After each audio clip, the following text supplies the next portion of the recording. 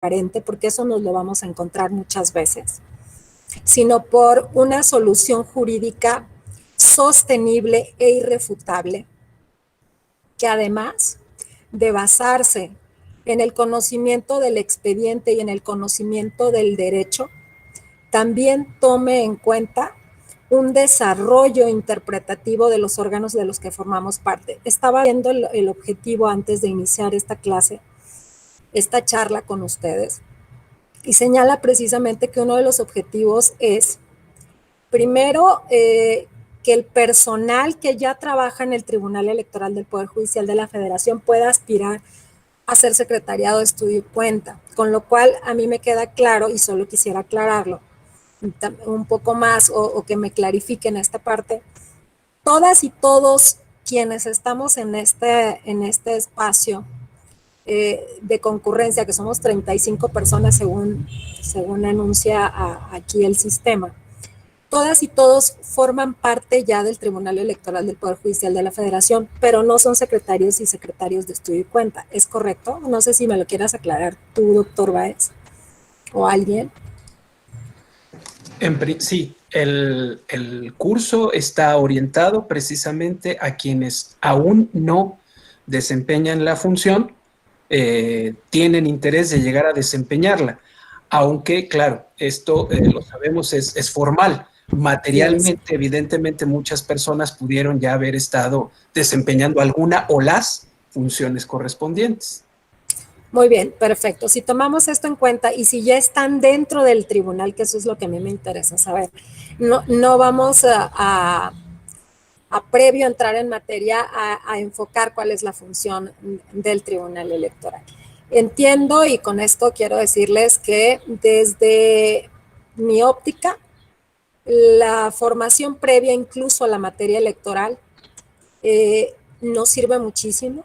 Vamos a ver cómo en el plano del análisis, inclusive a quienes han tenido contacto con la materia amparo, van a tener muchísima más comprensión del análisis de las causas de improcedencia de los juicios y cómo nuestra materia se vuelve subespecializada de tal manera que en ocasiones, aunque querramos adoptar instituciones jurídicas de otras materias o áreas del derecho, no todas serán adaptables en su justa dimensión o traídas tal cual a la materia electoral. Por eso, el enfoque del Secretariado de Estudio y Cuenta tiene que partir en concreto de un desarrollo propio del derecho electoral y también una estructura lógica de los argumentos dados en mucho la pauta, desde luego, por los precedentes de sala superior.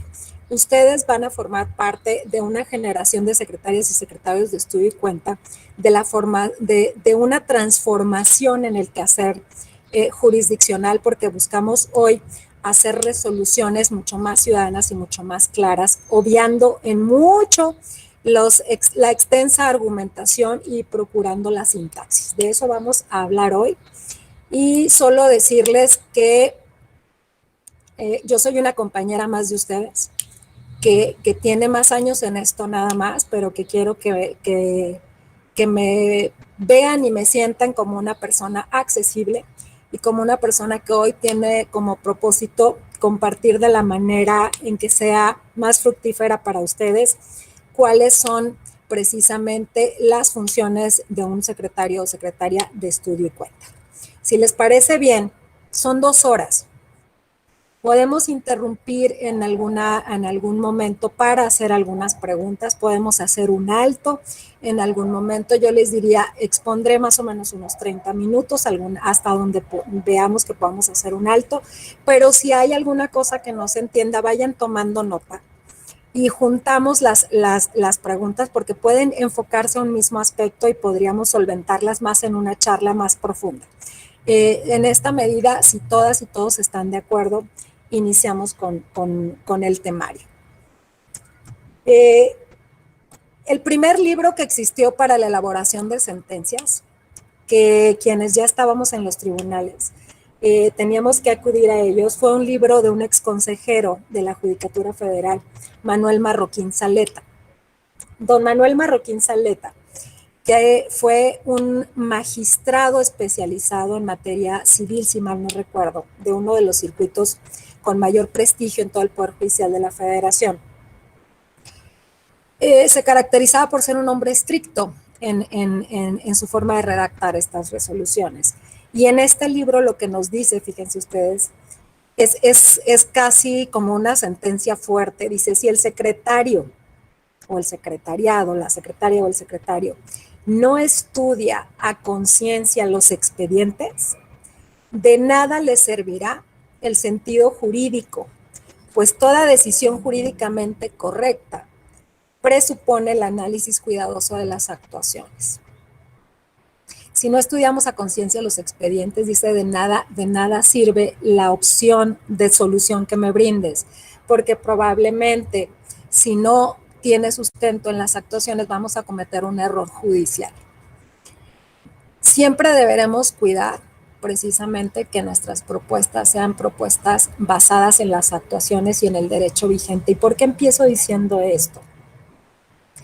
Porque uno de los valores fundamentales que seguramente les hablaba el magistrado Silva Daya sobre cuando hablaba de las funciones que realiza el Secretariado de Estudio y Cuenta, su misión, sus principios y valores que rigen esta función, debe de ser la ética, del secretariado basada precisamente en el compromiso de un estudio exhaustivo de las actuaciones judiciales. Con esto quiero empezar. Durante estas 2 sesiones, como decía antes, hablaremos de las funciones en concreto y el programa nos marca partir de 5 aspectos. ¿Cuáles son estos 5 aspectos? ¿Cuál es el objeto de estudio? ¿Qué es lo que estudia un secretario de Estudio y Cuenta?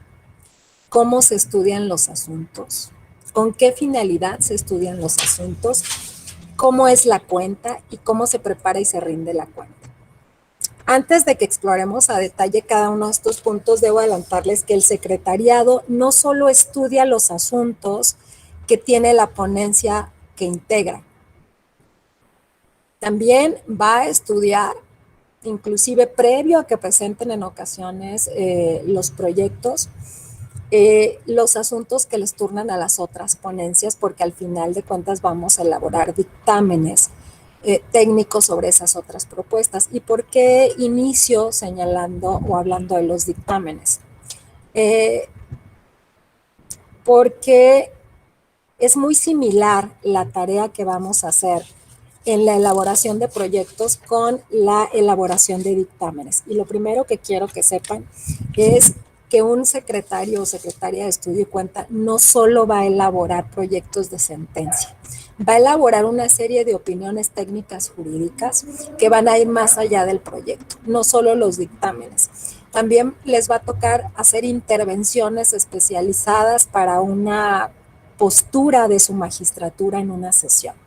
Entonces, seremos dictaminadores jurídicos especializados. Así quiero que nos empecemos a ver. Somos dictaminadores jurídicos especializados de un problema jurídico que no está delineado claramente y que tenemos que primero dibujar sus contornos, ver a la magnitud de la litis y después de identificar cuáles son estos contornos que delinean el problema jurídico, ir viendo los componentes. Y de esto vamos a hablar cuando decimos cómo se estudian los asuntos. El objeto de estudio del Secretariado de Cuenta, entonces, son realmente las problemáticas jurídicas. No quiero que lo vean solo como un expediente. ¿Con qué finalidad se estudia? Con la finalidad de proporcionar una opinión técnica correcta, profunda y sostenible para que la magistratura a la que ustedes auxilien tenga precisamente las herramientas necesarias para fijarse de una opinión o bien sostener una propuesta a manera de proyecto. ¿Cómo es la cuenta? Lo vamos a ver en su momento. Hay ocasiones en que la cuenta depende de la manera de trabajo de los equipos. Y debo decirles que antes cuando el doctor Báez y yo coincidíamos siendo secretarios de estudio de las ponencias, era casi como un examen oral, porque subíamos al antepleno con las magistradas y magistrados de sala superior.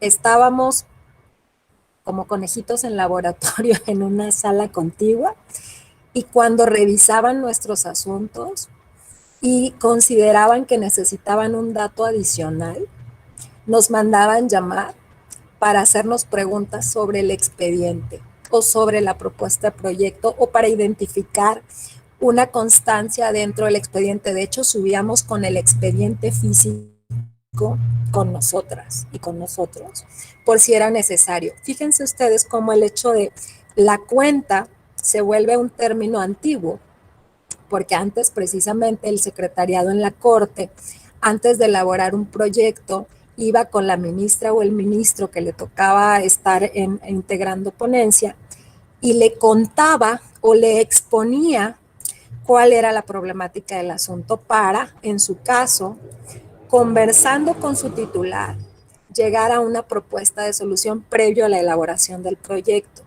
Les cuento lo de la experiencia de nosotros como secretarios de estudio y cuenta, porque creo que ya eso ha cambiado. La cuenta puede ser esa presentación de datos, esa presentación del asunto, esa pregunta previa a la elaboración o el desarrollo del proyecto, o puede ser incluso una cuenta que sea más allá de a su titular, al pleno del órgano que conforme. Pero lo veremos como un tema de exposición previa. A mí me interesará mucho más desarrollar con ustedes la parte de el estudio de los asuntos más que las formas en que se dan las cuentas a partir de ser secretarias o secretarios de ponencia y de cómo se prepara y se rinde la cuenta. Pues yo les diría cómo se prepara y se rinde esta propuesta de solución jurídica. Vamos a empezar a ver cómo el lenguaje también antiguo de llamarle inclusive al perfil profesional secretariado de estudio y cuenta, pues ya no hacemos tantas cuentas, pero sí tenemos que dedicarnos mucho a la propuesta de solución y a las formas en que esta debe presentarse, ¿no? Por eso les adelanto el tema de los dictámenes y las sentencias, como dice la siguiente filmina.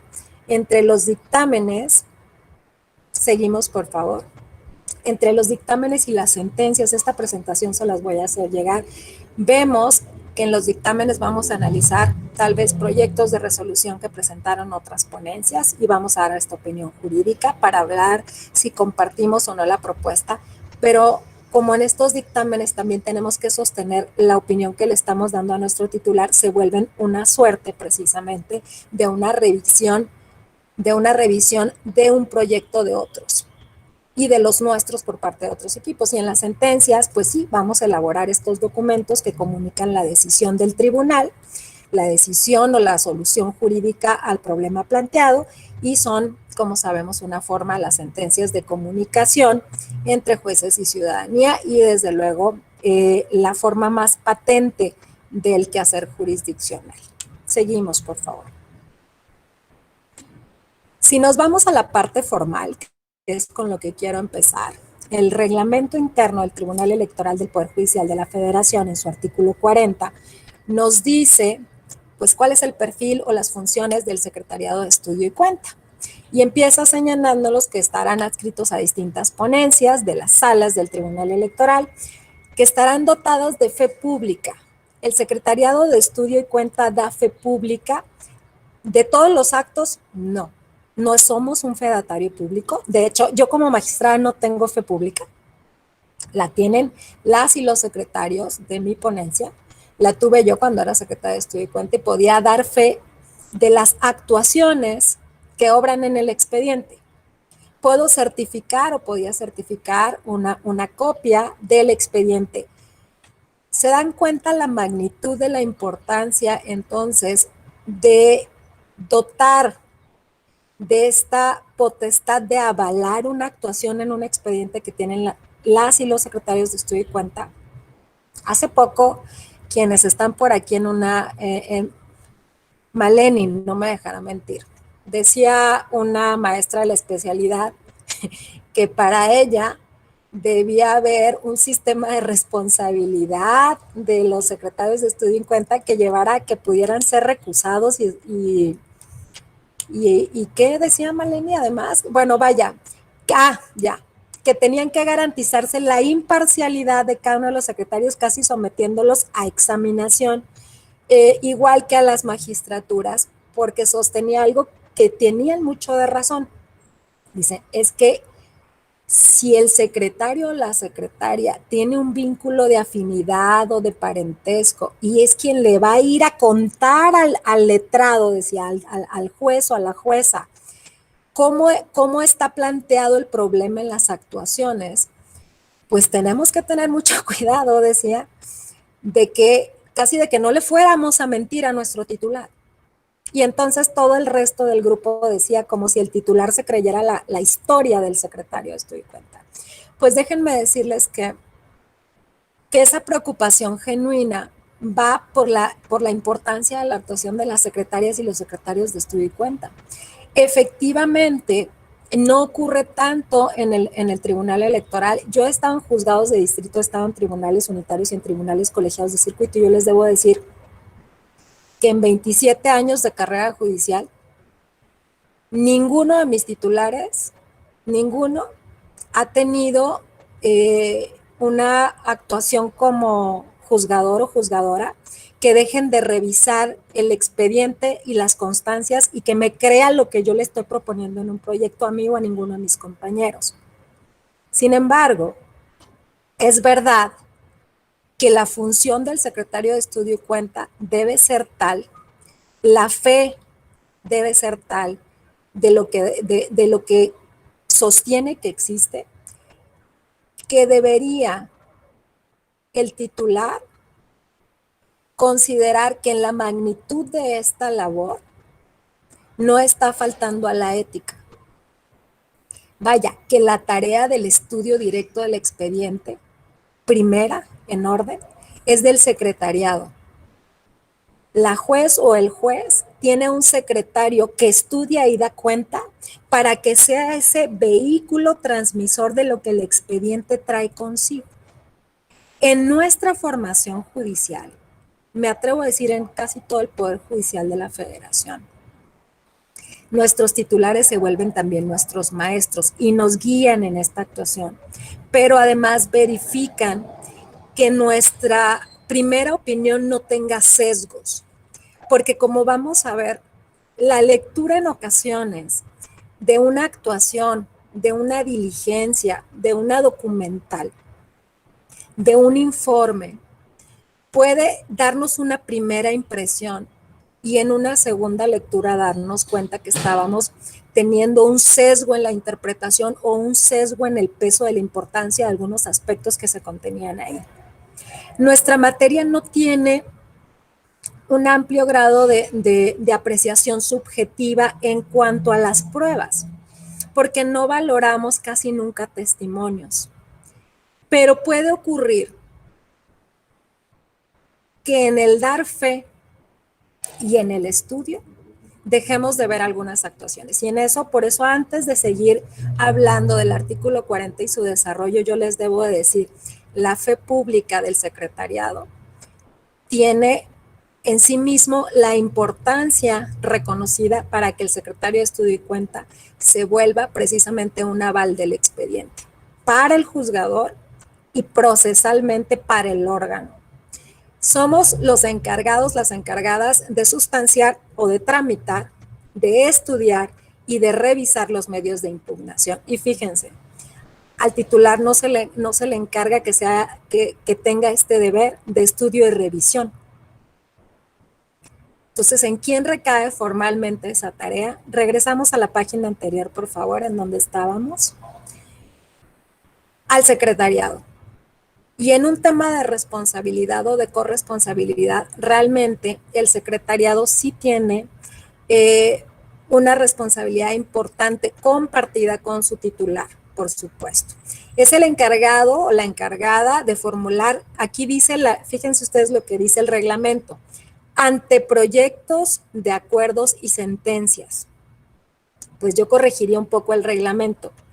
Los proyectos en sí mismos son los previos a la resolución y no hay anteproyectos. Presentamos proyectos de acuerdos y de sentencias. Y otra de las cosas que yo veo que es muy importante, que esa será tarea de la escuela judicial, es que nos enseñan más o buscamos ser más diestros en la elaboración de proyectos que en la elaboración de acuerdos. Y el trámite nos cuesta mucho trabajo, porque el trámite en ocasiones, yo estudié una maestría en Derecho Procesal y me gusta mucho el Derecho Procesal. Y hoy por hoy encuentro que mis secretarias y secretarios que son muy buenos en el proyecto, se ponen muchas barreras a sí mismas y a sí mismos para elaborar acuerdos. Ahora vamos a hablar de ello y cuál es la diferencia, pero sobre todo lo que más les cuesta trabajo es la estructura del acuerdo. Porque si no han tenido contacto con este tipo de formas de hacer el trámite posible, consideran que como no es de libre modelo o de libre elaboración, tienen que buscar un modelo previo y no siempre el trámite es homogéneo entre un recurso y otro. No te piden lo mismo en una promoción y no te imponen la elaboración de un acuerdo que sea como de formato. Yo creo que una de las cosas que tenemos que apostarle en esta formación es a proyectar se aprende proyectando, a hacer acuerdos se aprende precisamente arrastrando el lápiz y tratando de tener una promoción y de darle respuesta. Y de darle respuesta además con la posibilidad que nos da las normas procesales que en materia electoral son muy escuetas. Entonces, pasamos esta cuestión, lo que les quiero decir en la siguiente filmina es esto. Según el perfil, pasamos a la siguiente filmina, por favor. Según el desarrollo del perfil, aquí tenemos el otro artículo que lo regula. Tendrían ustedes, y aquí ya habla de las tareas de fondo, si se dan cuenta, las primeras eran una visión amplia de las tareas que les tocan y de la importancia de ser dotadores de fe pública y de revisores originales y primer contacto con el expediente. Nos dice que dentro de nuestras tareas, como Secretaría de Estudio y Cuenta, nos toca revisar los requisitos y presupuestos constitucionales y legales de los medios de impugnación. O sea, si se cumple o no los requisitos para admitir este juicio o recurso que nos promueven. De los requisitos de procedencia, los medios de impugnación, cuando haya presupuestos constitucionales, si se dan o no. Volvemos a encontrar aquí que nos tocaría formular los anteproyectos o proyectos de acuerdos, de resoluciones y de sentencias, que hace el distingo, los acuerdos de mero trámite, aunque podemos encontrar otros acuerdos que se les denomina así, pero que son realmente otro tipo de resoluciones, los acuerdos plenarios, ¿no? Y las sentencias o resoluciones de fondo. Dar cuenta para cerrar instrucción y formular anteproyectos de sentencia. No sé si están familiarizados con el cierre de instrucción, si no lo voy a tocar ahora mismo porque después ya no nos va a dar tiempo a regresar a ello, y no por el tiempo mismo, sino por el desarrollo de las temáticas que vamos a tratar. Si no les han dado esta parte, es todo un tema en el desarrollo del trámite que declaremos anticipadamente cerrada la instrucción en un procedimiento o en un juicio, porque cerrar la instrucción es cerrar la fase de pruebas o decir que el expediente está listo para sentencia y ya no podemos hacer ninguna petición de información. Por eso el trámite es importante, desde el inicio al fin. El trámite puede iniciar con la recepción del expediente, con la admisión del recurso. Después podemos tener cualquier otro tipo de peticiones, inclusive nosotros requerir información como tribunal, pero si llegamos en el último de este lapso previo al estudio del expediente a cerrar la instrucción indebidamente y nos faltaba pedir algo porque no teníamos todas las pruebas para decidir, lo que demuestra es que nos anticipamos al momento en el que el tribunal formalmente dice estoy listo para resolver.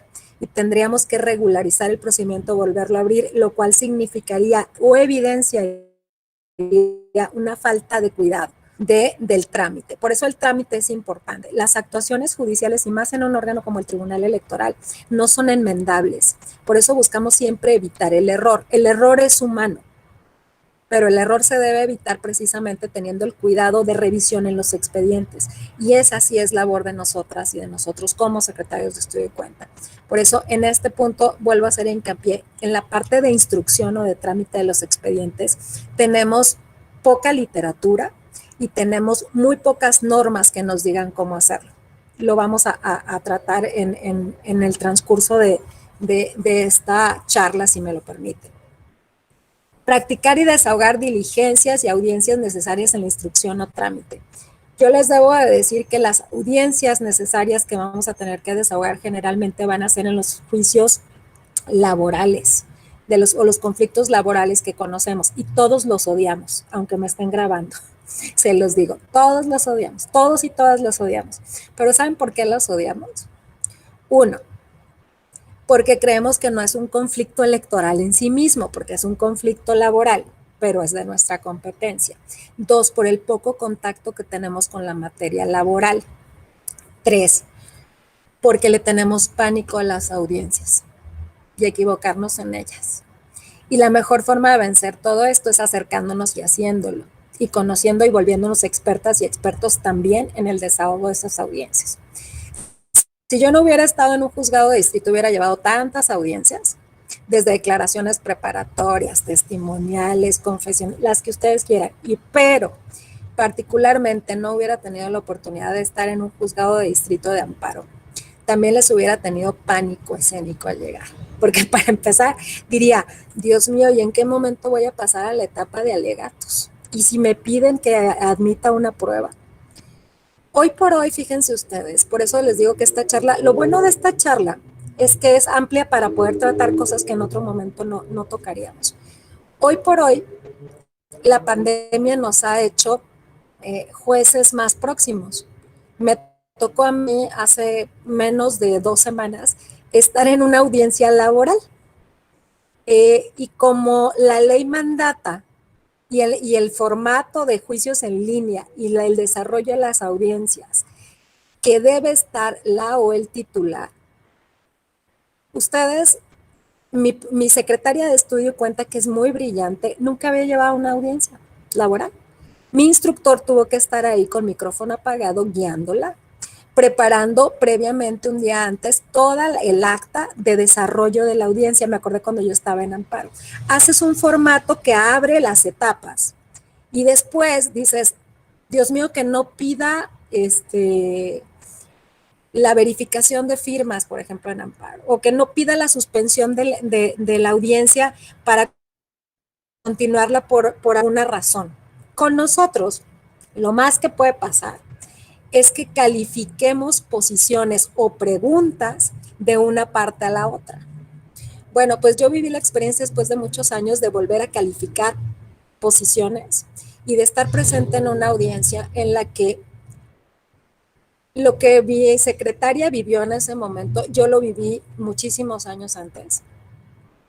Acérquense cuando alguien esté llevando a cabo una audiencia laboral. Hagan prácticas con los esquemas de audiencias, de la audiencia. Después ven el fallo o el laudo que dicten. Pero acérquense mucho a ver varias de las actas donde se piden distintas cuestiones. Generalmente, lo que tenemos es la confesional de las partes. A mí me pasó, y se los vuelvo a decir, que, por ejemplo, el representante del INE no formulaba las preguntas como preguntas, las formulaba como afirmaciones.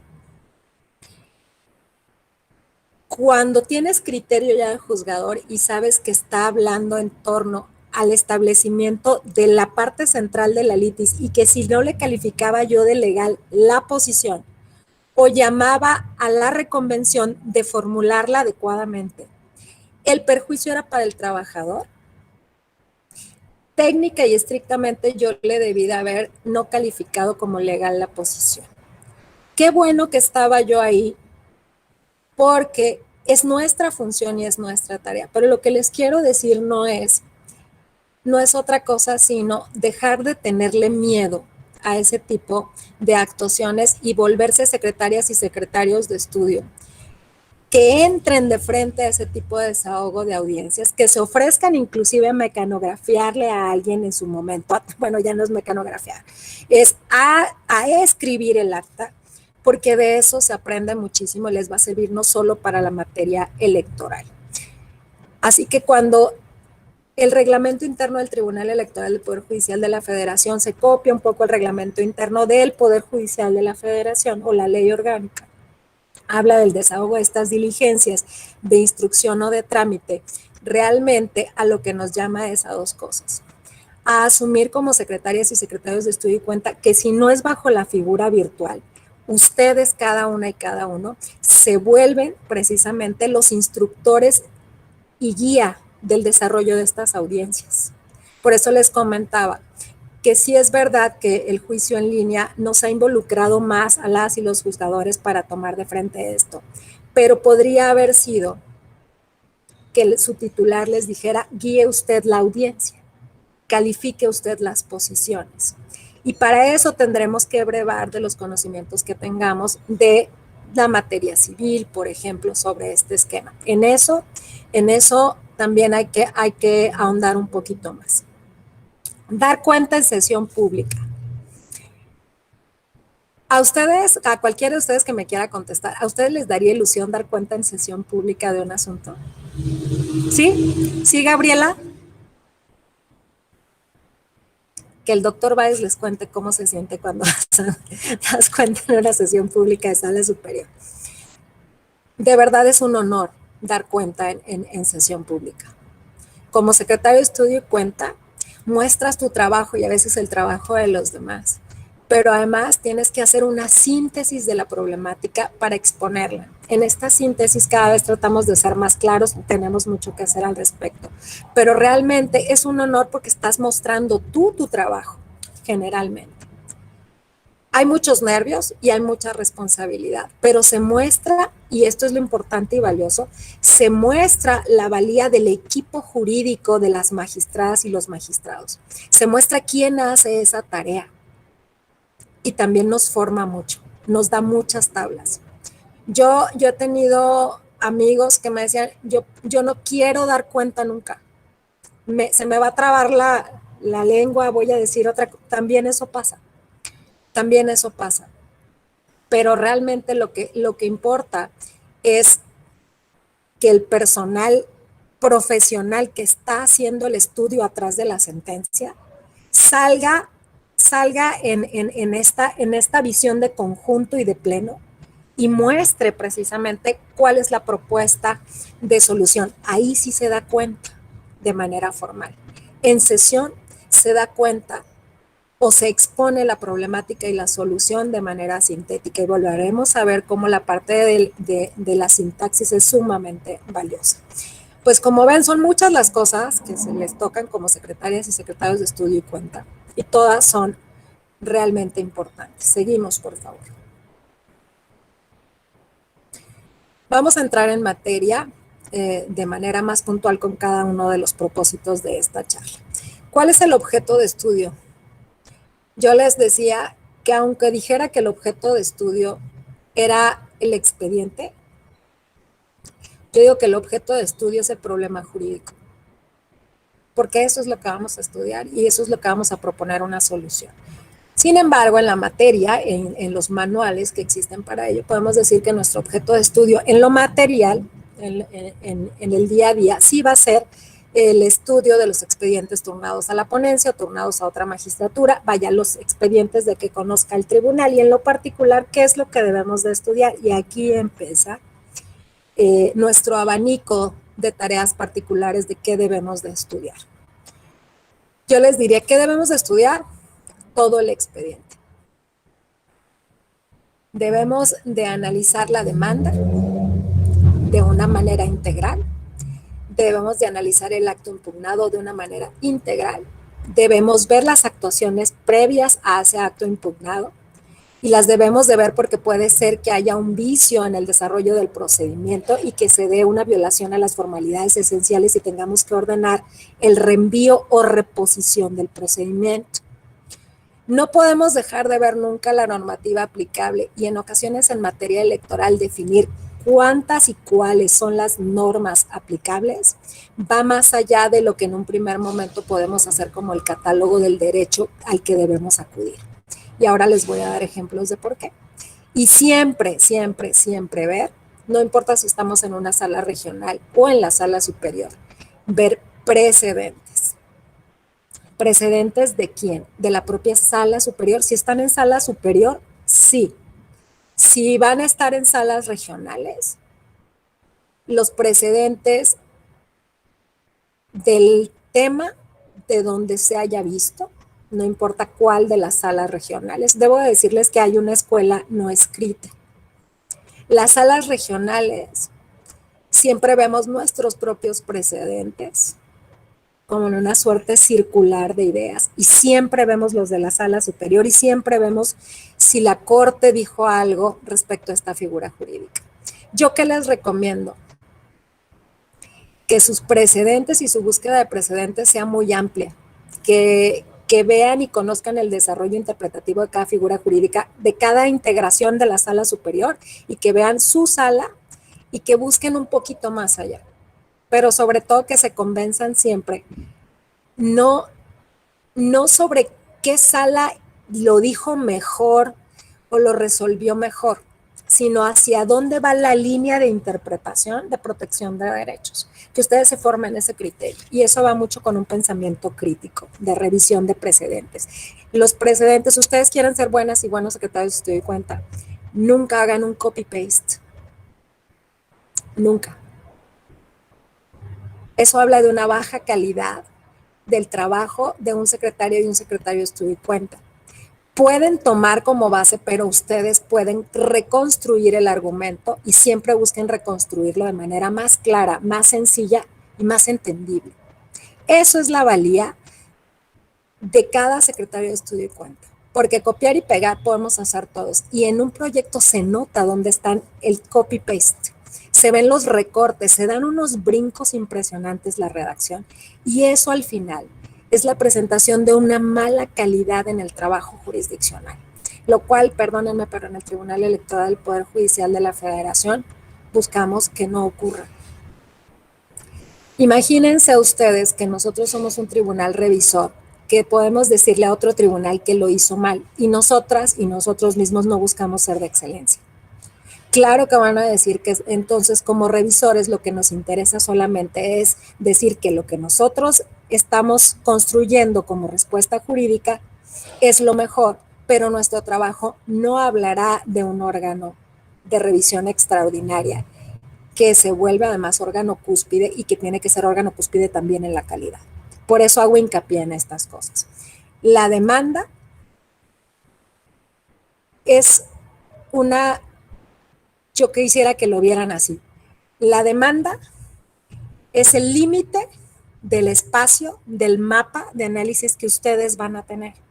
Porque en nuestra materia podemos suplir la eficiencia de la queja, pero si no hay un principio de agravio o un principio de reproche o de argumento que reclama que algo es indebido o incorrecto, no lo podemos traer a este espacio que dibujamos. La demanda se vuelve nuestro todo en delimitar el problema jurídico. La demanda en juicios de revisión de estricto derecho, que casi siempre solo son los de resultados, tiene mucho símil con los asuntos civiles o fiscales en el amparo, al cual lo dijo, como lo dijo, el sentido que tiene las expresiones dadas. El estricto derecho ha sido una figura que no es que busque llegar a ver limitativamente el acceso a la justicia, como muchos partidos políticos podrían pensar o actores políticos. No, busca que el reclamo de actos sumamente importantes como son los resultados electorales se haga pormenorizado y que se haga también con bases sólidas y que no traigamos cuestiones adicionales a las planteadas. Eso es lo que busca el estricto derecho, pero el estricto derecho para un tribunal y para sus secretarias y secretarios no es tampoco buscar literalidades, ¿eh? Es entender en el marco lógico próximo a lo que acaba de decir y no adicionar nada más, no incluir nada más. Y la suplencia de la queja es al revés. La suplencia de la queja es basta que me des a entender cuál es el perjuicio que recibes y la segunda parte de ello, identificar cuál es el acto que te lo causa, desde luego, y la segunda parte de ello lo podremos suplir. Como ustedes saben, en tratándose de juicios electorales donde las y los quejosos pueden ser personas indígenas o comunidades indígenas, procede la suplencia inclusive entre la ausencia de agravios o un mínimo principio de agravio. En juicios ciudadanos también procede la suplencia, pero cuando nos encontramos ante un juicio de estricto derecho, como son los resultados electorales, la suplencia de la queja no es posible. Esto por un lado. Entonces, la demanda suele ser nuestro marco limitativo del ejercicio de nuestro análisis.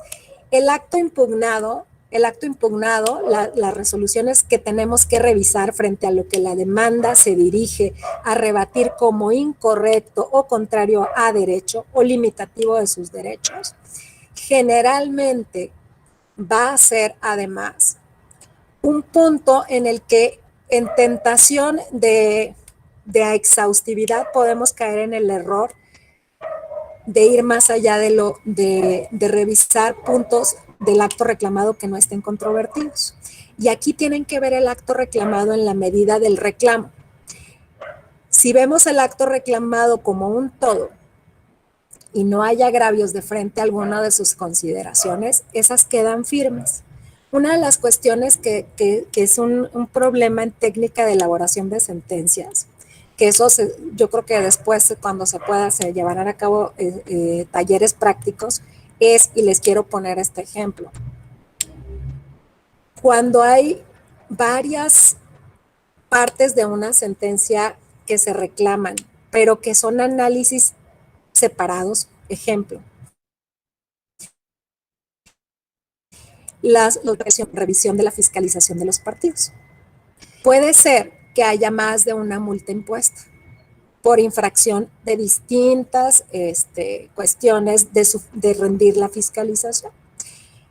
Y fíjense que después de hasta con gente que tiene mucho tiempo en los tribunales, nos encontramos que dicen, por una parte se revoca la resolución del INE, del Consejo General, en cuanto a la conclusión 2.c.1, porque les prometo que así están identificados.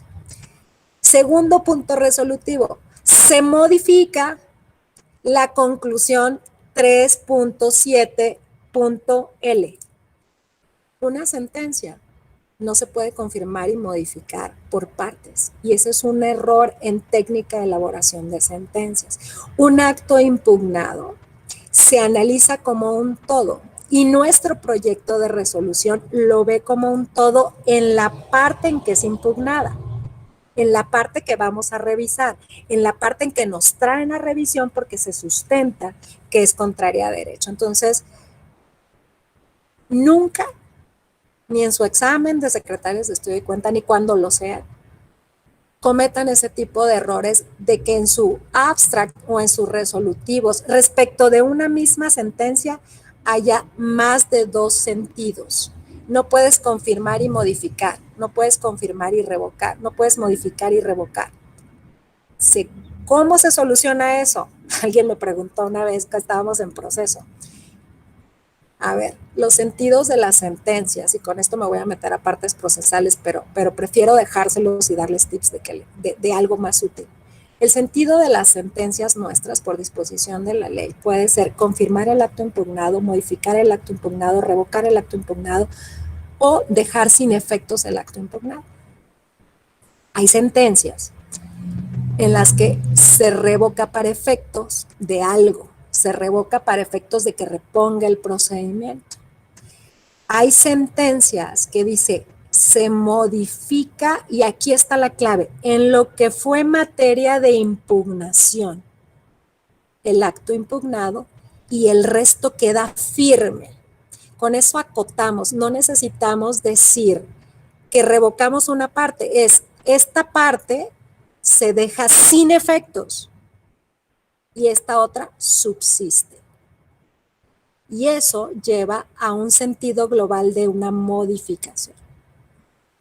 No podemos revocar una conclusión y modificar otra, porque el hablar de revocación implica sentido de sentencia, no el estudio concreto de esa parte del acto impugnado. Parece que les estoy hablando como en un esquema de trabalenguas, pero no es así.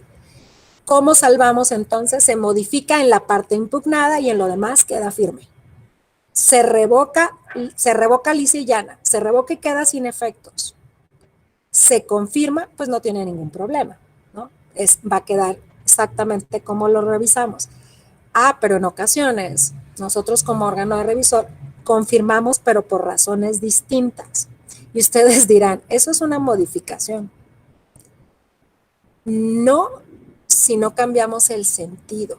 Lo que pasa es que en ocasiones el sentido es el correcto y las razones no todas o algunas son correctas.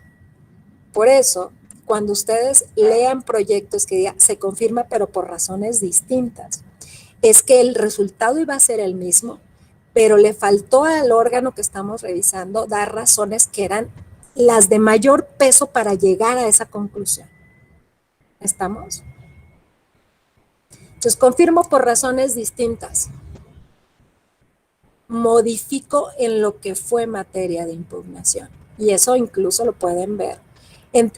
Hay muchos estilos que se respetan en un colegiado del ponente. Puede haber sentencias que no lo digan y puede haber sentencias que lo digan. Yo les sugiero que ustedes siempre propongan proyectos de resolución donde acoten esta parte. Se modifica en la parte impugnada. Si todo fue impugnado, si el acto nada más era de un solo pronunciamiento de derecho, pues entonces ya no hay que acotar. Pero si la sentencia contenía distintos actos y nuestra materia de estudio en la revisión es solo uno, es mejor acotar. Es mejor acotar. No solo porque es pulcra la técnica de elaboración de sentencias, sino porque evitamos confusiones en los destinatarios de la sentencia, en entender nuestra resolución. Y los destinatarios de nuestras sentencias no solamente son los justiciables, son también los órganos, las autoridades electorales a las que les va a llegar esa decisión. No han sido pocas las veces, y lo comentamos mucho entre magistraturas y entre secretariados de la sala seguramente también, que nosotros damos hasta lineamientos y los tribunales a los que le revisamos dicen otra cosa en el cumplimiento. ¿Por qué lo digo? No es una crítica denostativa del trabajo de los tribunales, y de eso además voy a hablar ahorita con ustedes como una visión institucional. Nunca un proyecto debe denostar a la autoridad a la que revisa. No somos superiores, somos orgánicamente revisores. Hay que hablar del problema jurídico, no de la autoridad. No estamos calificando a la autoridad. Nuestro tema es la solución jurídica correcta o incorrecta, pegada o no pegada a derecho. El tribunal actuó mal. Las instituciones hacen su labor ejerciendo una potestad y una jurisdicción. El tema a debatir es si la solución jurídica fue la acertada o no lo fue. Y eso debe ser una vocación institucional.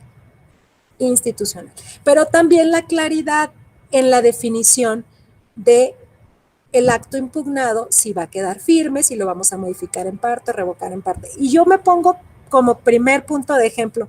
A mí me sigue pasando que reviso asuntos así, porque en ocasiones lo que nos pasa es que nos apuramos tanto en hacer el proyecto que no volvemos a ser críticos de nuestro propio trabajo.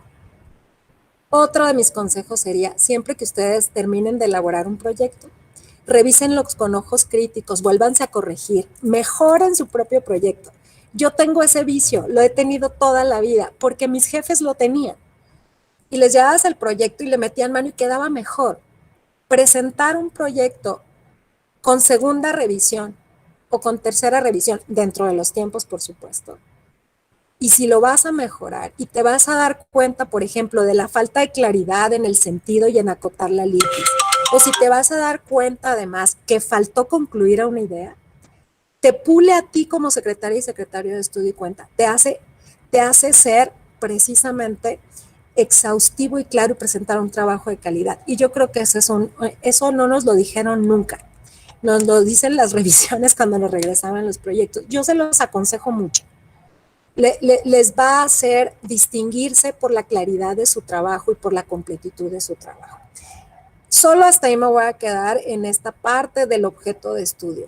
El objeto de estudio es el problema jurídico, el objeto material de estudio son los expedientes, de manera particular la demanda, el acto impugnado. ¿Por qué las actuaciones previas? Se los decía de pasada. Las actuaciones previas, conocer la historia desde que nace.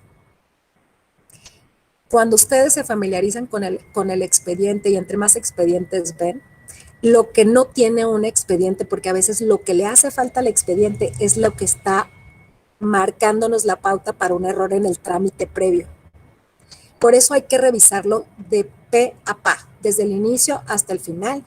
¿Qué actuación le falta? Si no la tiene, hay que pedirla, porque puede llegar sin mala fe expedientes incompletos a la sala.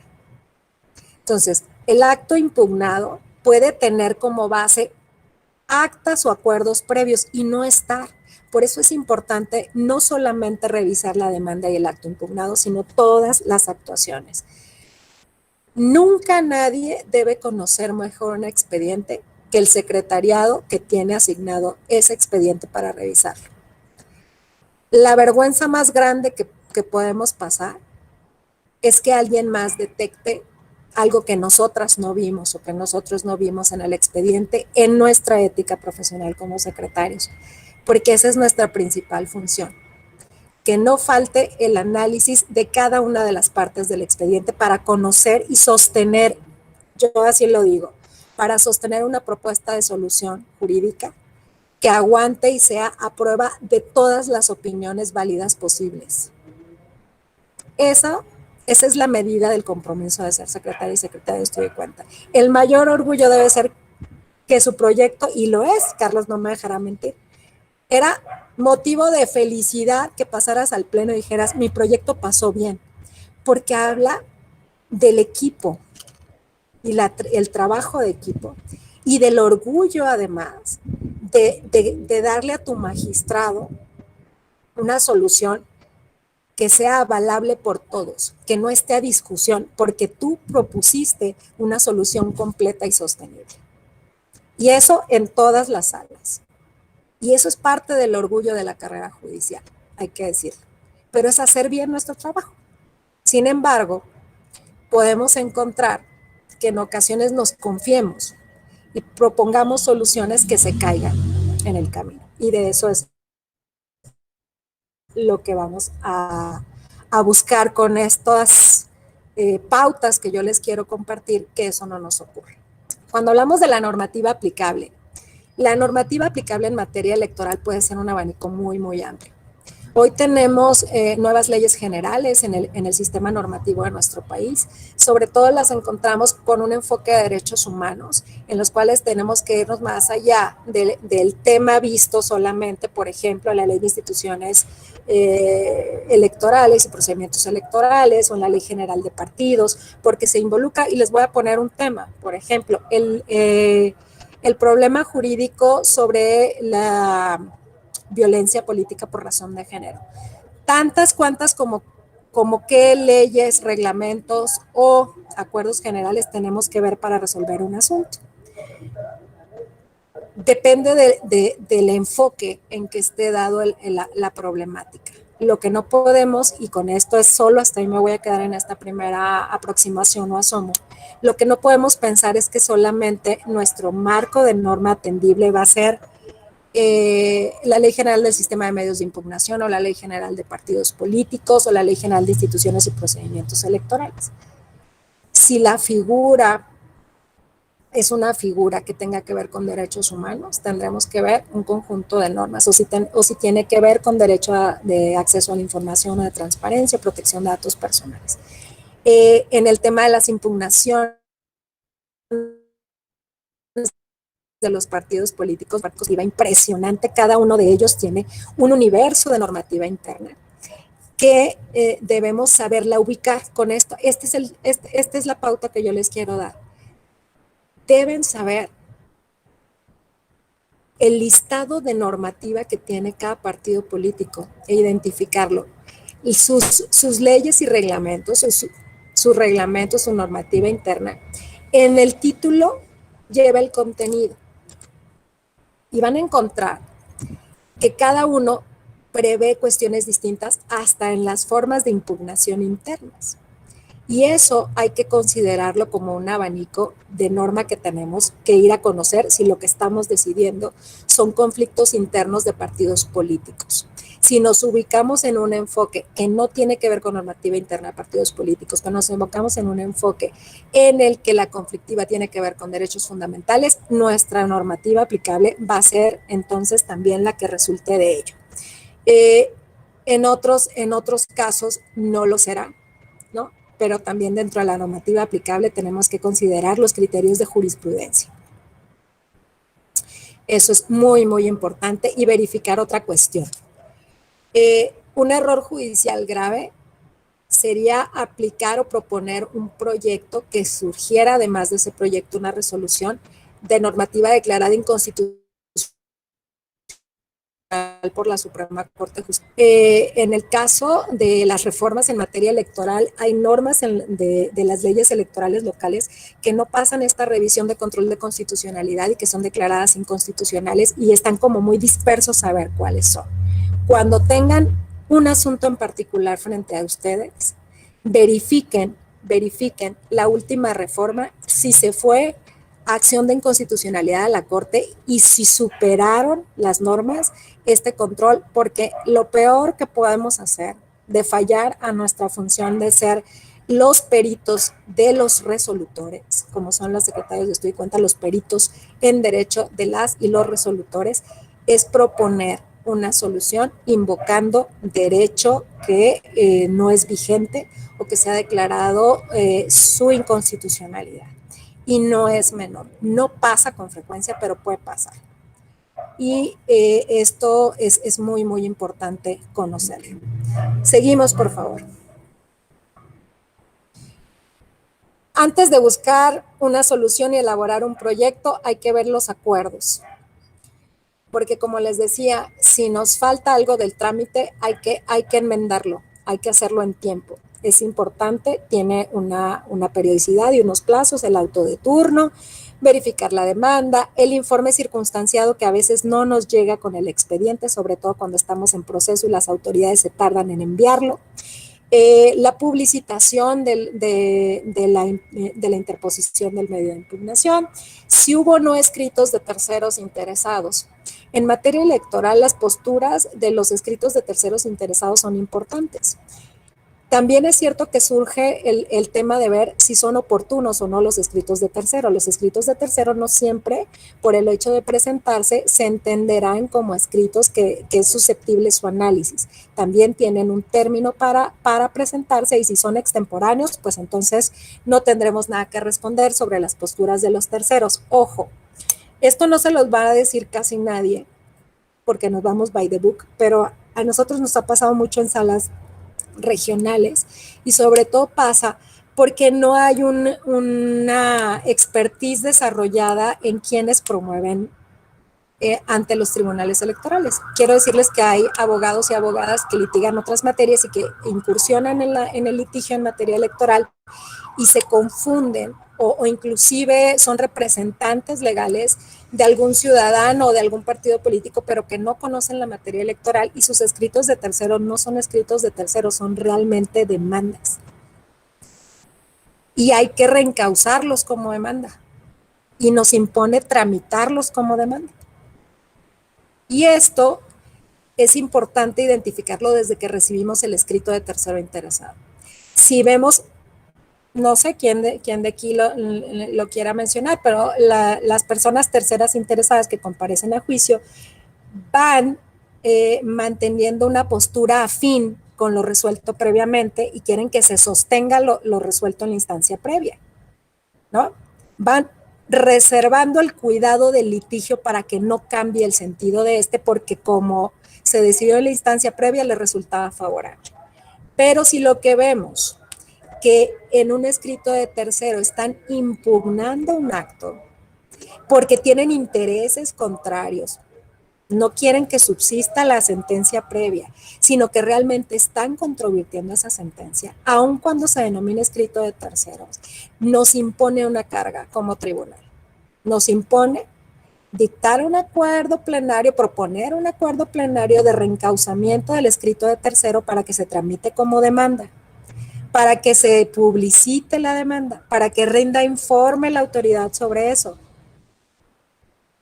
Y de ahí que los escritos de tercero en materia electoral no son mero trámite, no lo serán por esta razón. Y el acto impugnada, como mencionábamos antes, si hubiéramos pensado que solamente bastaba la identificación clara de las pretensiones en la demanda y en el acto impugnado, vemos que no, que esto es un todo que hay que ir cuidando en cada una de la importancia que tiene cada una de estas actuaciones.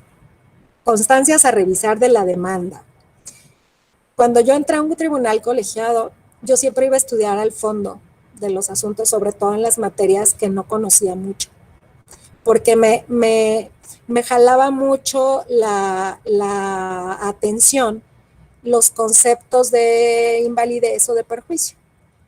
Y resulta que podía estar ante una causa de improcedencia o un requisito que no se había cumplido.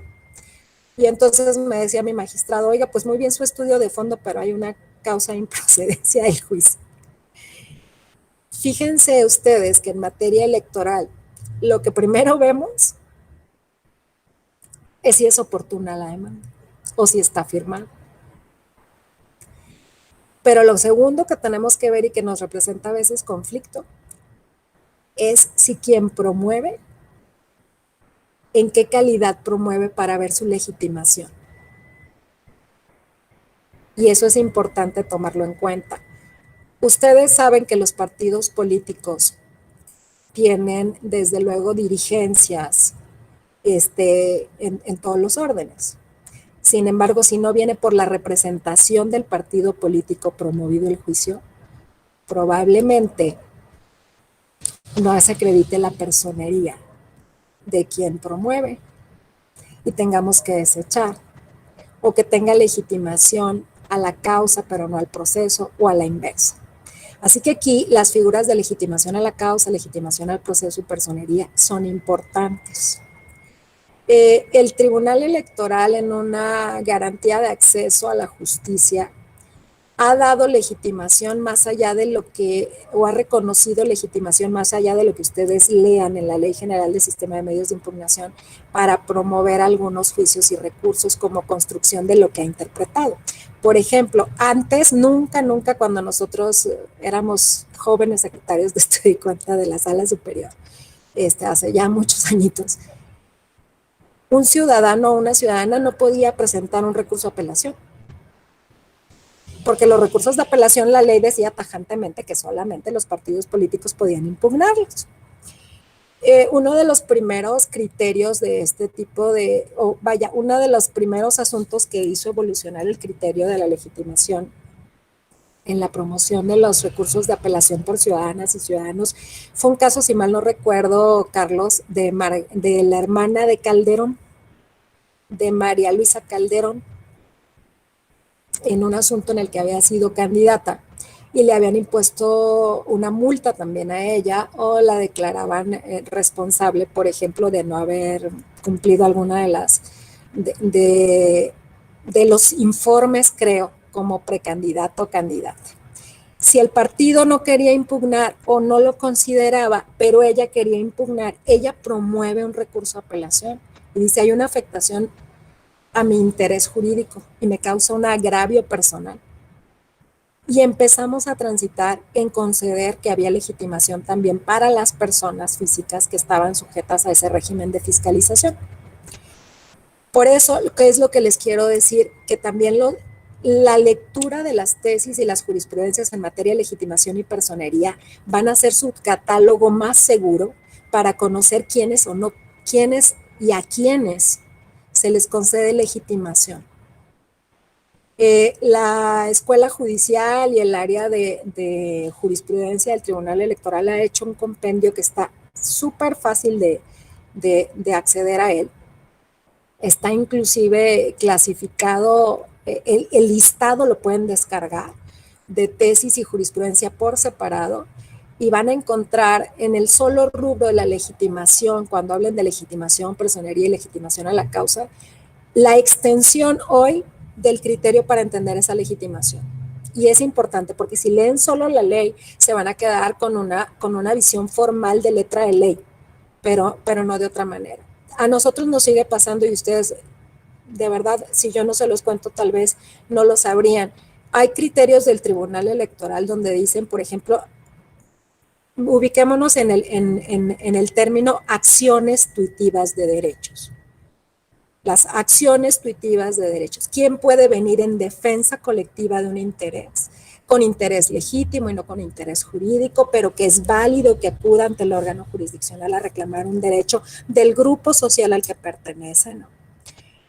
A mí me resultaría muy claro que tiene el Tribunal Electoral por lo menos 6 años o más, yo creo que 8, reconociendo que es viable la tutela de derechos por acción tuitiva en tratándose, por ejemplo, de grupos en situación de vulnerabilidad, que una mujer pueda presentar a nombre de las mujeres un recurso o un juicio donde alegue el incumplimiento a la paridad y que no necesariamente tiene que ser ella la persona que promueve quien resienta un agravio directo.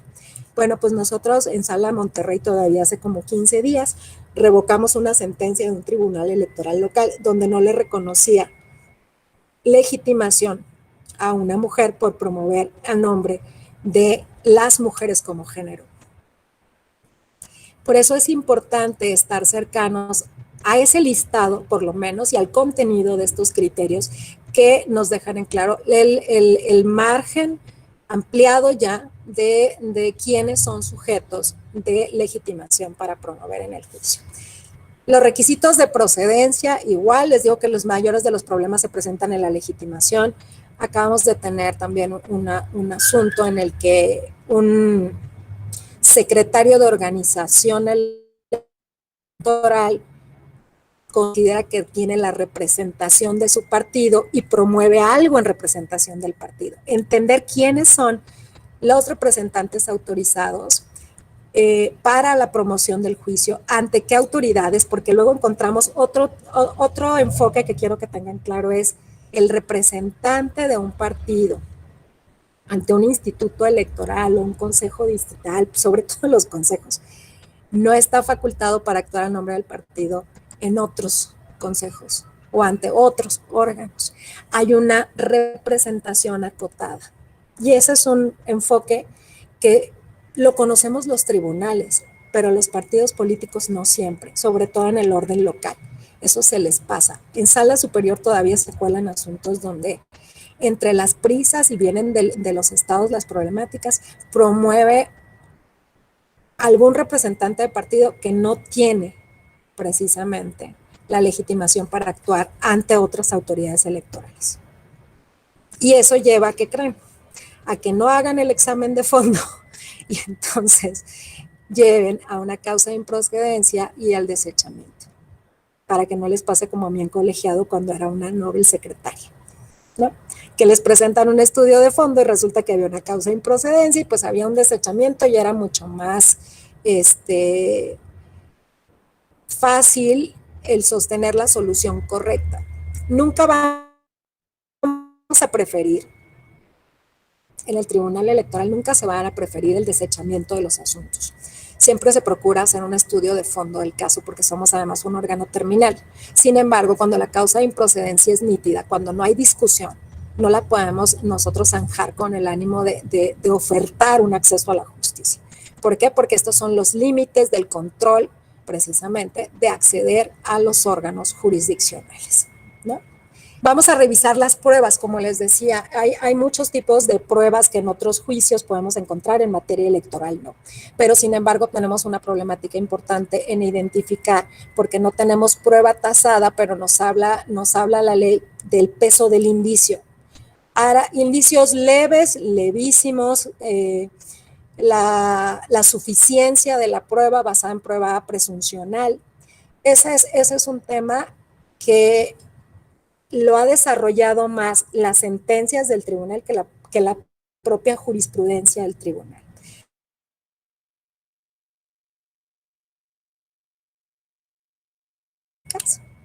Que las documentales que procedan de partidos políticos no son documentales públicas porque no son autoridades.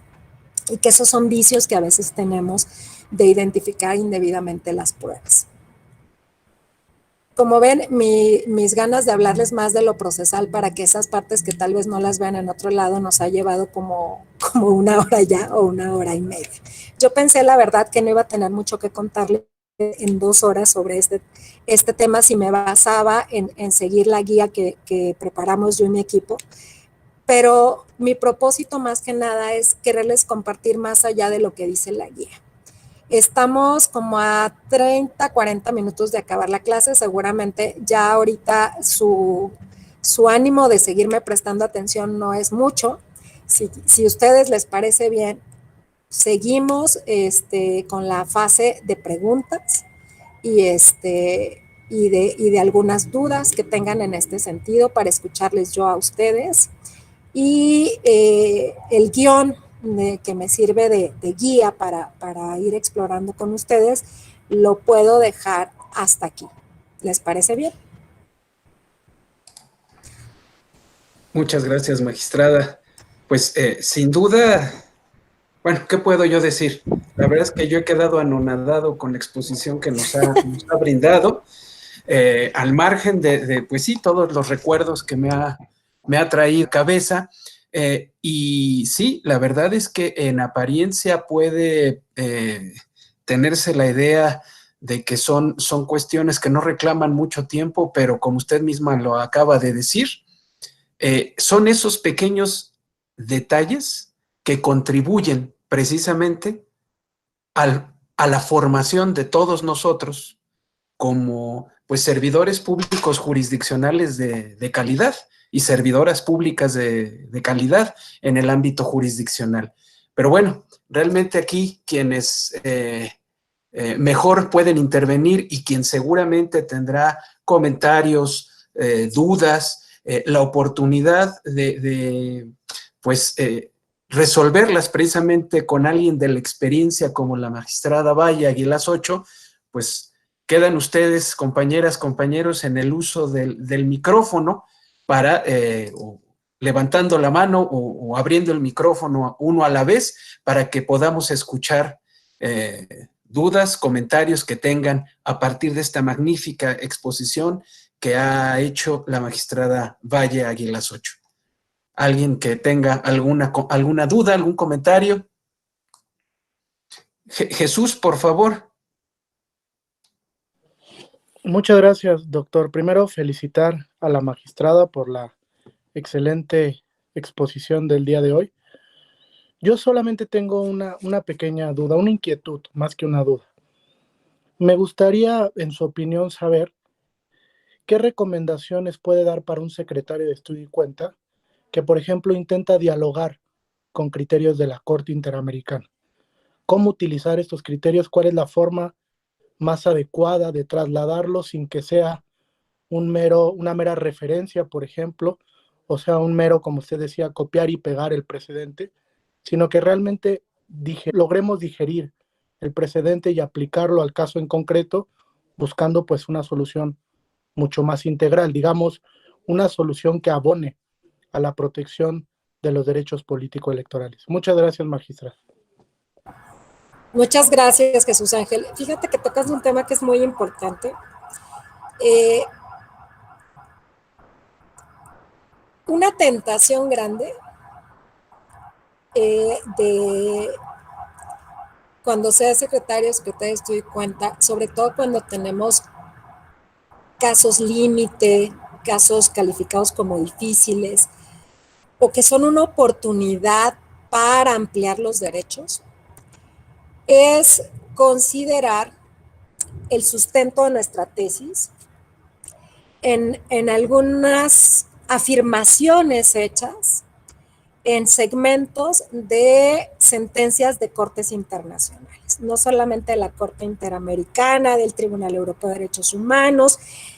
Curiosamente, en materia electoral, la Suprema Corte de Colombia o el Tribunal Supremo Colombiano tiene un desarrollo muy interesante. En el continente diría yo que es una de las cortes a las que a veces acudimos, porque en el ejercicio de los derechos de ciudadanía en este lado del mundo, tienen criterios de avanzada y mucho tiene que ver, por ejemplo, y les paso el tip, la integración, por ejemplo, de Catalina Botero como magistrada y ex relatora de derechos humanos en materia de libertad de expresión. Es un deleite escuchar busquen cuando habla de libertad de expresión Catalina Botero. Es clara, es contundente, da cátedra, es empática, es todavía muy joven, pero tiene una profundidad y una claridad en el derecho muy buena. Y se acaba de sumar a la Corte. Esta Corte para nosotros como tribunales en México siempre volteamos a verla porque tienen un desarrollo importante. La tentación es válida. ¿Mejora la calidad del trabajo? Sí.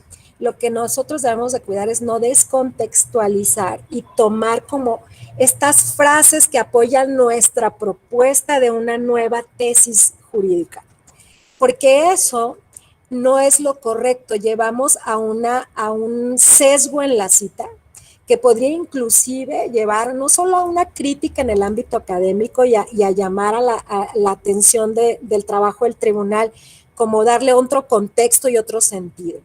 Y para eso lo que tenemos que ver es que el problema planteado ante esa corte comunitaria o esa corte internacional sí tenga similitudes base con nuestro problema a resolver, o por lo menos con la dimensión del derecho humano que se está analizando, y después nos impone un ejercicio de aterrizar esta suerte primero de criterio maximizador, cómo se ejecutan los hechos con nosotros en nuestro ámbito jurídico vigente y posible. El pensamiento crítico en el análisis de los casos busca precisamente y nos da la posibilidad precisamente de expandir un poco más de lo que se ha entendido un derecho, pero no es por ocurrencia, es porque la interpretación dada todavía sigue siendo restrictiva o es viable ampliarla, con la misma lógica de la naturaleza y la esencia del derecho. Y las cortes internacionales lo que nos van a aportar, más que nada, es a desentrañar precisamente esa amplitud del derecho humano. No nos vamos a copiar otras cuestiones. El Tribunal Europeo de Derechos Humanos tiene magníficas tesis no aplicables en nuestro contexto jurídico, por ejemplo, porque la forma de regularse los derechos humanos en nuestro país, por ejemplo, híjole, ¿cuál? El derecho a la réplica, el derecho a la dignidad humana, la libertad en el debate político. Nosotros tenemos más restricciones. Entonces, traerlo aquí cuando tenemos una prohibición en la Constitución, por ejemplo, o límites a la propaganda política. Y resulta que ellos no tienen esos límites previstos en su ámbito constitucional, por supuesto que no los podemos importar, aunque una parte del argumento de esa sentencia nos resultaría fabulosa para que nuestro proyecto tuviera mayor sustento. A ver, no porque se vea bien el proyecto, es ético proponer algo que no hemos explorado lo suficiente, que se trata de la misma temática jurídica. Eso es ser impostores también. Eso es ser impostores. Y el problema es que nosotros contribuimos a la labor de un órgano cúspide que está llamado a la excelencia, al profesionalismo y a marcar precisamente la protección válida de los derechos desde un ámbito constitucional. Pues por eso no podemos tomarlo a la ligera esas citas. Hay muchas citas muy valiosas, ameritan mucho estudio, son bien válidas, son deseables, porque mejora precisamente en el ámbito del derecho comparado la adaptabilidad de criterios viejos para entender las limitaciones o dimensiones de un derecho. Si lo vemos así, nos comprometemos a hacer ese ejercicio y esa adaptación necesaria, bienvenido, bienvenido, por supuesto, pero no todo lo que creemos que nos resulta nutrido al argumento va a ser aplicable. Y en eso tenemos que ser súper éticos, súper éticos.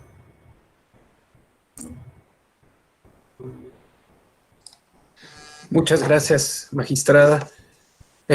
¿Alguien más que pueda abrir su micrófono o lo puede escribir? Porque noto que también tenemos algunos problemas con conexión en algunos casos, pero bueno, abierta la posibilidad. Por ahí escuché un micrófono. Yo, doctor, Abraham, por favor. magistrada, buenas tardes. Hola. Me gustaría saber si tiene algún texto que podría recomendarnos para, pues no necesariamente jurídico, pero que nos abra esta curiosidad y nos abra también, pues, esta ganas de poder seguir aprendiendo, ¿no? De alguna manera todo esto que hemos visto en la clase y que muchas veces nos motiva a desarrollar nuestra labor jurisdiccional. Fíjate que hay artículos del exministro José Ramón Cosío que son muy valiosos en este sentido, donde hace una crítica precisamente a la forma de elaboración de sentencias. Y por ahí les voy a pasar algún otro donde dicen, ¿a quién le hablan los jueces cuando escriben sus sentencias? ¿A quién le hablamos?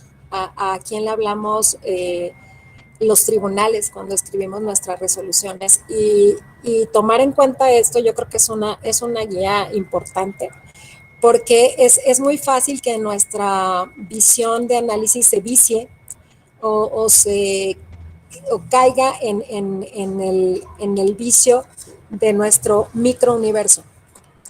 Y entonces nos hablamos a nosotros y a nosotras mismas. O caemos en una tentación casi imperceptible que tiene que ver con nuestra formación jurídica, de solo dar una solución al problema jurídico, como cuando nos pedían en los exámenes la respuesta a la pregunta exacta o específica. Y en eso transformamos la metodología de abordaje de los problemas jurídicos o de cada subtema o subproblema dentro de una sentencia. Y nos volvemos tan técnicos, que parece un juego de tenis donde viene la pelota y te la regreso. Y les dejamos de hablar en nuestras sentencias precisamente a los destinatarios de ellas, que son múltiples, por supuesto. Entonces yo de entrada les diría que esos son unos de los textos en los cuales nos vuelve a ubicar en a quién le estamos hablando cuando redactamos un proyecto. Nos ubicamos además en el contexto de que el proyecto es nuestro, hasta que llega y se presenta nuestro magistrado, y entonces es de nuestra ponencia. Pero hacemos sentencias de órgano jurisdiccional. Y eso es importante considerarlo. ¿Por qué? Porque como órgano jurisdiccional sentamos precedentes y también contribuimos a la cultura jurídica de otros órganos administrativos, electorales o de otros tribunales. Y si no nos hacemos cargo de ello, vamos a caer en este vicio de análisis circular y de argumento circular eminentemente técnico jurídico que no es perfectamente entendible a otros espacios. Y yo creo que eso es muy importante. Les voy a pasar por ahí algunas de ellas muy cortitos, pero que tienen que ver precisamente con la visión de hacer sentencias y la visión también de la importancia de a quién le hablamos los jueces cuando decidimos. Y gracias, Abraham, por la pregunta. Yo creo que Abraham es como un cachirul en este curso, porque creo que haya sido secretario varias veces. Y gracias además porque dentro de tu formación siempre aportas mucho, ¿no? Muchas gracias. Saludos. Un saludo, Abraham, con mucho cariño. Nuevamente. Muchas gracias, Abraham, magistrada, gracias. Y me permito ahora dar el uso de la palabra a mi compañera Rosario Fernández, por favor. Buenas noches. Hola, Rosario, buenas noches. Hola, magistrada. Mi duda o consulta es en relación, sobre todo a los juicios laborales, que es lo que marcaba usted, que es el terror de todos. No sé qué opinión tenga o si hay un tip para... Yo considero que a lo mejor, como secretaria de Estudio y Cuenta, deberías de hacer como un tipo guía. Una. Dos, estudiar mucho, porque creo que a veces nos basamos en la parte de lo que es la materia electoral, y como bien lo dijo, lo laboral a veces lo dejamos como que después o lo hago, pero precisamente a la hora que te las audiencias es cuando ahí se te complica un poquito el asunto. Entonces, me gustaría saber si para eso podemos encontrar unos tips o algunas guías o algún otro libro, o en qué nos podemos basar para el momento de desarrollar la audiencia. No entrar con ese nervio, porque para mí, cada vez que yo apoyo a desahogar una audiencia, es un nervio, y lo tengo yo que apoyo y lo tiene el secretario que apoya. Entonces, pues, ¿cómo le hago? Y a veces me ha tocado, señora, pero voltea el secretario y como diciendo, ¿y ahora? Pues ahora. Gracias. Gracias, Rosario. Yo voy a pecar siempre de franca, por eso les hablé de esas audiencias.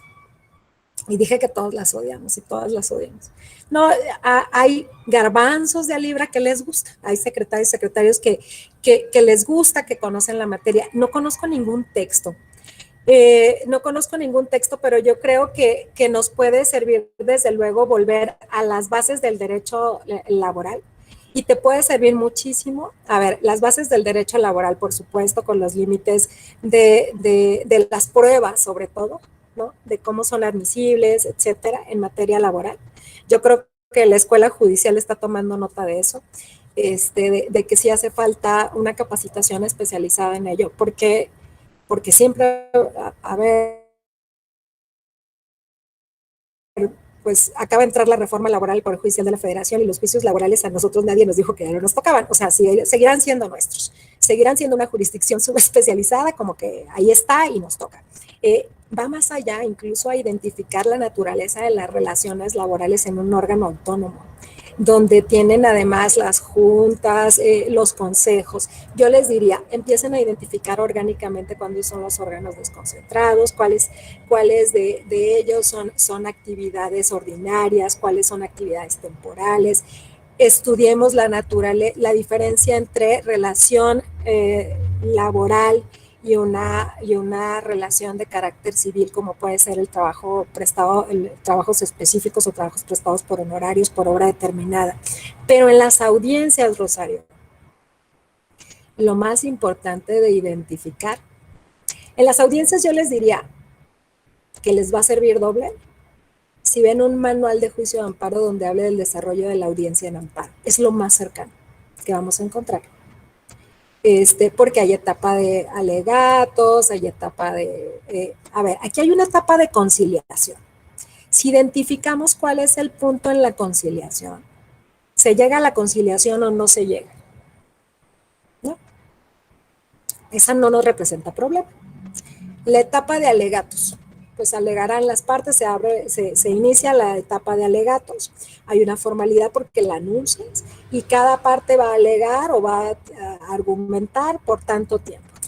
Nuestro terror es cuando llega la fase de pruebas, ¿o no? Sí. Entonces, si vemos que nuestro tema es la falta de acercamiento con la pericia de las pruebas,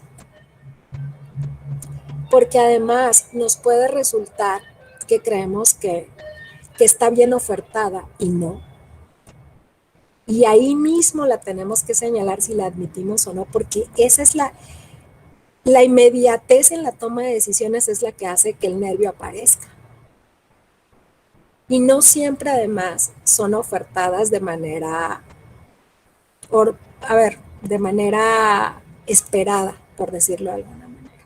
Yo les acabo de decir que yo decía, pero si yo estoy escuchando al representante del INE y esa no es ni la pregunta, era una afirmación. Y ustedes dirán, pero el representante del INE. Sí, porque el pobre hombre estaba en trabajo remoto desde su casa, le estaban hablando por teléfono porque se oía que alguien le hablaba por teléfono y él no se estaba dando cuenta que no estaba formulando bien la interrogante. ¿Qué tenemos que hacer entonces? Tener claro las formalidades mínimas para calificar posiciones o preguntas. Y para ello, cualquier texto que desarrolle la prueba testimonial o testifical, como les llaman en nuestros cursos, será importante. Yo les vuelvo a decir, creo que el amparo y el amparo en materia laboral nos puede servir mucho más. No hay un texto propio de la audiencia laboral, y menos en nuestro tipo de juicios, pero esa es la literatura. Y yo creo que lo que más nos va a servir es que tengamos, por ejemplo, un curso autodidacta en la escuela judicial, en la plataforma, que nos hable de ello. Y yo aquí aprovecho para excluirme de la posibilidad de darlo. No, para pedir que lo hagan, porque a todo el mundo nos serviría muchísimo. Pero yo sí les debo de decir, para sus futuros ejercicios de la audiencia laboral, yo les diría, sobre todo, básicamente, vayamos a las reglas de admisión o no admisión de las pruebas. Hay un compilado, en sala superior se dan muchos asuntos con mucha diversidad de pruebas en los laborales, entonces echémonos un clavado a las resoluciones en materia laboral que estén de sala superior. Y busquemos la que traiga precisamente más elementos de prueba desahogados. Les vuelvo a decir, el punto es que como casi siempre le dejamos esos asuntos a quien está más familiarizado, nos hace falta extender más ese conocimiento a más personas. No es nada del otro mundo, pero sí tenemos que entenderlo diferenciado desde el ámbito de la especificación al derecho laboral y al tipo de juicios del que nosotros conocemos, ¿no? Pero sí, les entiendo perfecto, por eso lo puse a tema, pero es además algo que lo tenemos que enfrentar y solventar muy bien, ¿no? Texto como tal no, yo les diría váyanse al amparo y váyanse a ejemplos concretos. Y sí, a ver, como tip, jamás y nunca entren a una audiencia a escribir de cero su acta de desahogo de las fases de la audiencia. Jamás y nunca hagan eso, porque uno, hay que fundarla y motivarla, hay que tomar el desahogo continuo de las etapas. Entonces, sí hay que prepararlo y tener una revisión completa y hacer un checklist que las pruebas que se ofertaron están en alguna parte esperadas en el acta de una vez, ¿no? Para que no se vayan a quedar sin desahogo o sin destino jurídico la admisión o rechazo de alguna de ellas. Puede ser, por ejemplo, la solicitud de alguna documental o de alguna información, porque ahí mismo las tenemos que acordar. Entonces, tengan a un lado en su propia audiencia una lista, un listado de cuáles fueron los medios de prueba, porque si la parte que la ofertó ya no se pronuncia sobre ella, nosotros como órgano instructor sí tenemos que hacer algún pronunciamiento, ¿no? Yo esos tips les daría, que son sencillos y son prácticos, pero si no los tratamos, no los hacemos, ¿no? Gracias, magistrada. Gracias a ti, Rosario. Muchas gracias, magistrada. Bueno, pues yo estoy sí anotando las varias tareas que se nos están indicando para desahogar en la escuela judicial. Y sí, por demás, relevante lo que mencionó, magistrada, una especie de taller de trámite sería bastante útil, al margen de, pues, también la implementación de este curso virtual autoejecutable sobre cuestiones laborales de las que conoce este tribunal para enriquecer aún más, pues, esta tarea de formación del secretariado. Ya lo anoto para proponerlo. ¿Alguien más que quisiera hacer uso de la voz, plantear alguna duda, solicitar alguna orientación bibliográfica, al margen de que, bueno, el día de mañana daremos continuidad a la exposición de la magistrada Valle Aguilas 8 y seguramente entre hoy y mañana, entre hoy que digiramos con mayor detalle todo lo que nos ha expuesto y todo lo que nos ha dicho y los tips y consejos que nos ha proporcionado, pues probablemente lleguemos con la puntería más afinada para hacer más preguntas. Sin embargo, me atrevo a consultar si hay alguien más que quisiera hacer alguna pregunta, hacer algún comentario. Si no fuese entonces el caso, magistrada doña Claudia Valle Aguilas 8, le agradezco muchísimo. No sé si usted quiera algún comentario final, algún comentario de cierre. Si no fuese así, o como usted indique. No, yo al contrario, agradecerles muchísimo la oportunidad de charlar sobre estos temas. Yo creo que una de las funciones que tenemos también quienes ya algunos años hemos estado en la tarea de elaborar proyectos es hacer escuela, sin que suene pretencioso, sino compartir precisamente pues lo que a nosotros nos ha ayudado a poder realizar de manera adecuada, satisfactoria y como lo merece el Tribunal Electoral del Poder Judicial de la Federación, la propuesta de soluciones jurídicas a nuestros magistrados y a nuestras magistradas. Muchísimas gracias y nos vemos mañana. Muchas gracias a usted, magistrada. Muchas gracias a todas las personas presentes y que le dan seguimiento a esta actividad de la Escuela Judicial. Les agradezco mucho. Si lo consideran, a mí me parece que es lo más pertinente abrir sus micrófonos ahora sí y sinceramente ofrecerle un aplauso cerrado a la magistrada Claudia Valle por la exposición tan relevante del día de hoy. Muchísimas gracias. Gracias.